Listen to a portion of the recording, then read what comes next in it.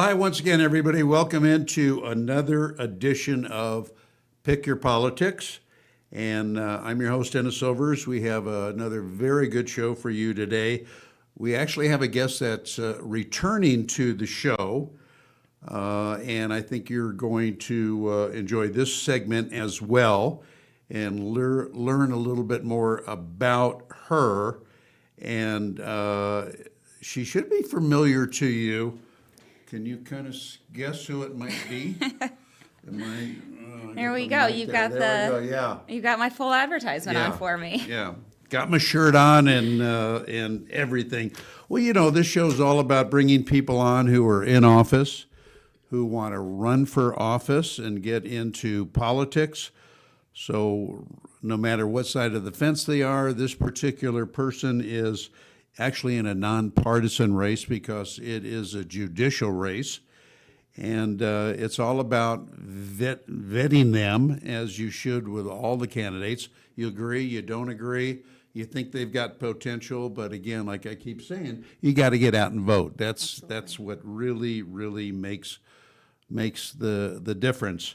I was at a fundraiser a couple of nights ago for this individual, which went very, very well. And congratulations, you had a great turnout. Thank you so much. I appreciate you coming. I was happy. We never know if anyone is I going to know. show up. And I so know. I thank everybody for coming. Yeah. But I appreciate you Great being turnout. there. A lot of lawyers, a lot of judges Yeah. there. So Yeah. that's good. And hope you made out very well with the. I did all right. I did all right. That's great. All right. Well, that's what it's all about. It takes money to run a campaign. It takes a lot of time, a lot of work, but it takes money. So if you like somebody and you feel like you want to contribute a little bit of money, you're certainly welcome to do that. And you're also welcome to like the show, share the show, and subscribe to the show. We very, very much appreciate it. Anyway, our guest is Jessica Goodey, who is right now is a judge in justice court. She wants to get into district court, get a little bit higher. Jessica earned a bachelor's degree from the University of Illinois Yes. ILL, baby. in 2007, and her law degree was right here at home from the William S. Boyd School of Law in 2010. I did not know you were back in that area. That's where I came from. Yeah. I grew up in a really tiny town in Illinois and went to University of Illinois for my undergrad. And law school is actually what brought me out here. I had never been to Las Vegas before I moved here for law school. Interesting. Didn't know that. And of course, she has experience working as an attorney and business owner. Yes. So I ran my law firm for about 9 years before I took the bench. That is hard work. Yeah. It's hard work. It is. There were days that I really enjoyed running the business, but then I'm just like, I just want to practice law. I didn't go to business school. I went to law school. Yeah. But it was a great opportunity, and I learned a lot, and it really shaped the way I practiced. What kind of law did you primarily practice in your? Mostly civil law, Okay. but with a focus on personal injury and medical malpractice. Okay. All right. Jessica currently serves as a judge in Department 6 in the Las Vegas Township Justice Court. I think I mentioned that. She is currently running for election for Nevada's 8th Judicial District Court with the primary on June the 9th. So it's coming up pretty quick. So you gotta pay attention and take notes. Let me start off and ask you, Judge, what are some of the qualities that you feel that are very important that a judge has to have? So those are all the main talking points that you will hear judicial candidates give. Impartiality, Right. obviously we need the experience, we need the education, we need to be fair, unbiased. Those are the easy ones, right? That Yeah. every judge will tell you they have. I think on top of that, one of the things that I think is really important based on my time on the bench is patience. People who are coming into court don't know what they're doing, especially if they're self-represented. They're going through a very stressful time. Yeah. You need to have patience with people because it's about them. It's not about me as the judge. And you need to be willing to put in the work. You have to have a good work ethic. Las Vegas Justice Court is the busiest court in the nation by case volume. Wow, did not know that. The busiest, Wow. the busiest court. And so you have to be willing to put in the work. Sometimes that means late nights, and sometimes Yeah. that means weekends. But you have to be willing to put in the work. Wow, that's interesting. Yeah. Yeah, you get a lot of cases. To elicit evidence necessary without creating the appearance of impropriety or bias, what do you have to do? Is that difficult? Absolutely, right? But it's not my job to elicit the evidence. That's the party's job to give it Okay. to me. They have to ask the questions. They need to give me what they believe is relevant to their case. I can't help them with that. In my small claims cases, for example, most of the time my parties are self-represented, so they're there without attorneys. And the question that I ask them is, tell me what you want me to know. I'm not asking Yeah. specific questions. I'm not saying, okay, well, did you do this? Did you do that? You tell me what you want me to know. If I have a follow-up or a clarifying question, of course, I'll ask that. Right. But it's their case. It's not my job Right. to do the questioning. Right. That's why they hire a lawyer. Exactly. Yeah. But most people can't afford it. Attorneys are expensive, especially in small claims cases. So They can be expensive, Yeah. yeah, absolutely. Why did you decide to want to become a judge and, get into the law business when I'm assuming you had a successful practice? I did have, thankfully, I had a successful practice. It was something I figured out probably about 3 years into my practice, though. I knew at some point I wanted to become a judge. I actually remember talking with former Supreme Court justice about it, and she told me, she's like, you should do it. Go run right now. I'm like, I'm not quite ready yet. We need to slow down. Even back in 2022, when I ran the first time, I didn't realize it was going to be then that I was going to run. Some things lined up. I thought Yeah. it was going to be a few more years in the future. But some things lined up and told me it was the right time to do it. And so here I am. There you are, successful, and here she is, folks. Your experience in justice court, how do you think that's going to help you be a better judge in district court? Any sort of judicial experience is helpful. I am not the same judge today as I was on my first day on the bench. I've learned things. I've learned things that work and things that don't work, Yeah. or areas that we need improvement. So I can take those skills and experience and hopefully apply them in district court. And then dealing with the volume of cases that I have and understanding where the self-represented litigants come from.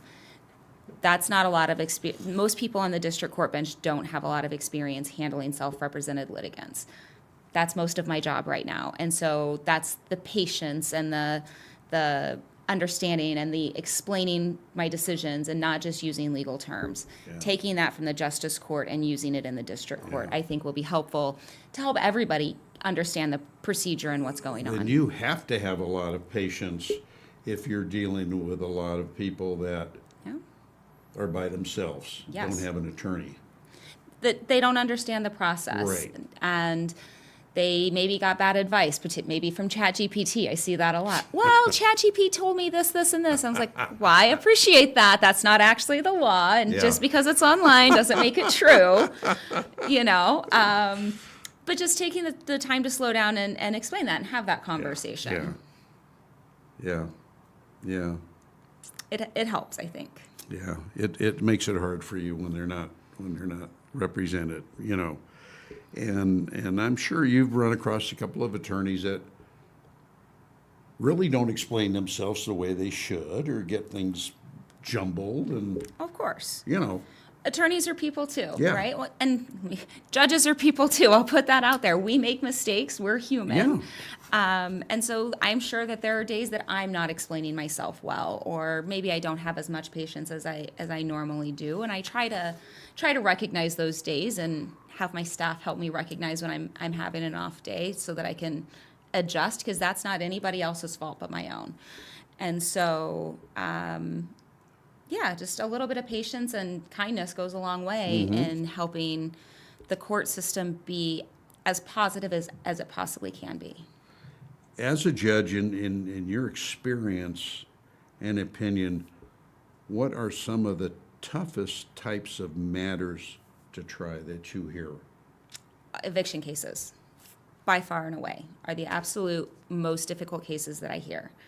And I think that surprises some people, because you would assume it's the criminal cases where I'm sentencing people to jail, or I'm hearing really awful facts, and those are hard.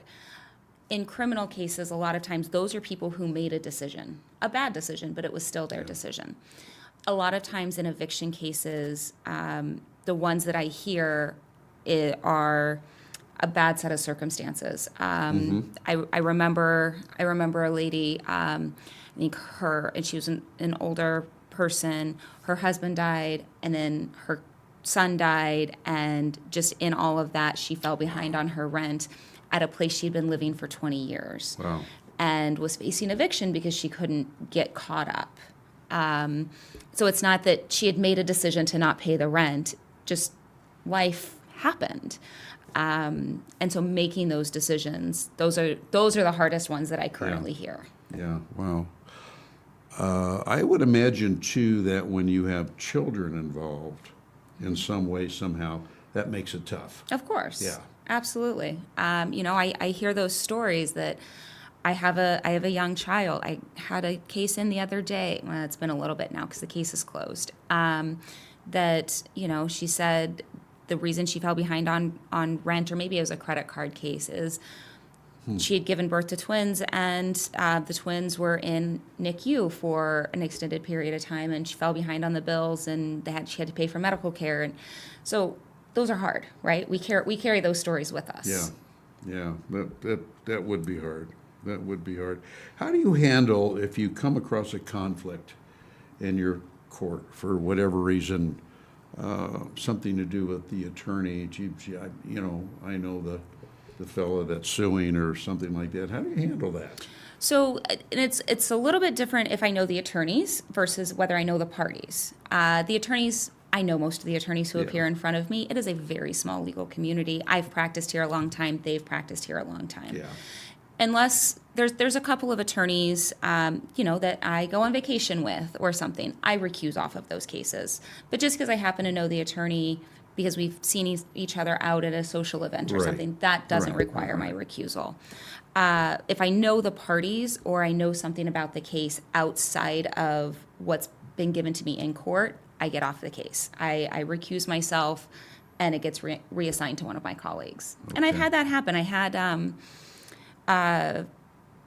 it wasn't even a former client because I didn't end up taking the case, but a friend had referred a case to me, and I consulted on it and then referred it out to another lawyer because I couldn't take on the case. And that case somehow ended up actually randomly assigned like 2 years later to my department. And when I'm preparing for my calendar, and when I realized, I was like, God, this sounds really familiar. And I had to go back through my files. I'm like, oh, it's the same person. And so I apologized because they wasted their time. They had to come in. I was like, I'm so sorry. I didn't realize this was a conflict till today. I can't make any decisions. It needs to go to one of my colleagues to make a decision on. And so That's all governed by ethical rules. Yeah. I hold my ethical responsibilities very, very closely. I think that that is probably the most important thing I do is act ethically and in compliance with those rules. So if there is the conflict or the appearance of a conflict, I get off. Yeah, yeah, yeah, yeah. I understand that. Jessica Goody is our special guest today on Pick Your Politics, who is a judicial candidate for District Court Department 6. 26. 26, I'm sorry, 26. See, we just elevated her. And 26, yeah. Okay. In deciding a case, a couple of people come before you and you say, all right, I'm going to have my ruling tomorrow or, whenever. What kind of work do you put in to come to a definitive decision? So most of the time, I try to be prepared before I even go onto the bench. So anything that I am making a decision on, there's been a motion that was filed, an opposition, maybe a reply. So before I even walk into the hearing, I've reviewed everything. Okay. My law clerk will prepare a memo. I read that, but then I actually read the motion, the opposition, and the reply, and look at all of the exhibits. So most of the time, I know. Like, here's what the issues are. I'm prepared to ask if there's any additional questions I have. Like, hey, this didn't quite make sense to me. So I walk in prepared. And probably 80% of the time, I know generally what I'm going to do based off of the pleadings. There have been times the attorneys or the parties will point something out to me and it will change my mind or cause me to go back and look at it. And so in that situation, I go back and I look at the evidence, I do the research, I look at what the case law actually says before I make my decision. Yeah. Have you ever had has it ever happened where after reviewing the file, you come out and say, I'm sorry, Mr. Smith, you really don't have a case here? Sure, absolutely. If the case is brought to me on a motion to dismiss, Yeah. and I look at it and I say, the law does not support this, I am compelled to dismiss the case. Absolutely. That's my job. I call Yeah. balls and strikes. I make the hard decisions. Yeah. And I take that obligation seriously. Yeah. Now, when you get elevated to district court, you're going to be handling a lot of different kinds of cases as opposed to justice court, shootings, murders, Potentially, the yeah. whole deal. How much extra work, so to speak, are you going to have to put in on that? A lot. There's no other answer to that. It's going to be a lot of work. Yeah. Yeah. It's so I'll probably have a split docket, so half civil, half criminal. Okay. And so the good news with criminal cases, there's attorneys on both sides. Yeah. And it's their job to make the arguments Right. and make the requests and present the evidence in front of me. And so that helps a little bit because then they're giving me the law that they're relying on. Right. I'm not having to know it off the top of my head. And if there's some area of law that is intricate or special to this case, they have to brief that and provide that information to me. I need to then go and do my own research, review it, and be prepared. So there's going to be additional work on that. But it's the attorney's job to provide that information to me. On the civil side, there's so much paperwork in civil cases. Oh, I bet. Usually the motions are 15, 20, 30 pages with 50, 60, 70 pages of exhibits. Wow. Times 3 for every single motion. And so I do a lot of reading. A lot of reading. I guess. Yeah. I'm going to have to get a really good pair of readers because my eyes are starting to go from staring at the computer screen. Oh my gosh, that's a lot of work. It is. That is a lot of work. Do you ever come across a time where, I guess it's dependent on the type of case, where somebody could have 50 witnesses lined up, and he goes, too many. We don't need 50. So it depends. That's the answer every lawyer and judge is going to give you, is it depends on the facts of the case. If the 50 witnesses, I haven't had that situation, at least at this point. And I didn't have that even practicing as an attorney. I think that generally the parties, because that costs the parties money too. And so Sure. I think that then, it's not just for me to decide, hey, that's too many. Yeah. That there needs to be some arguments from counsel, and they need to justify Yeah. why if they're all saying the same thing, I think that between the attorneys and the court, we can come up with an agreement about how many are actually relevant and are actually needed for the case. But if one side has 50 witnesses and the other side isn't objecting to it, maybe there's something I don't know that one of these witnesses is going to say. But if I see a pattern, it's my job to be like, hey, what's going on here? Yeah. You know, what are we doing? Because I'm hearing the same thing over and over. Right. Yeah. Exactly. Yeah. And there's a rule that says we don't need all the duplicative evidence. And Yeah. but I also have to ensure the parties have a right to put on the case that they want to Yeah. put on and present Right. their evidence. And Right. I don't want to interfere with that too much. Yeah, yeah. You have, of course, you can't see it, it's on the back, that once Jessica gets elected to Justice Court, she's going to make the court a better place. That's the How goal. are you going to do that? Just exactly what we've been talking about. Being prepared, being ready to go, helping the cases move along, identifying cases that are ripe for settlement and see if I can get them into a settlement to help the parties reach a resolution, simplify cases for trial.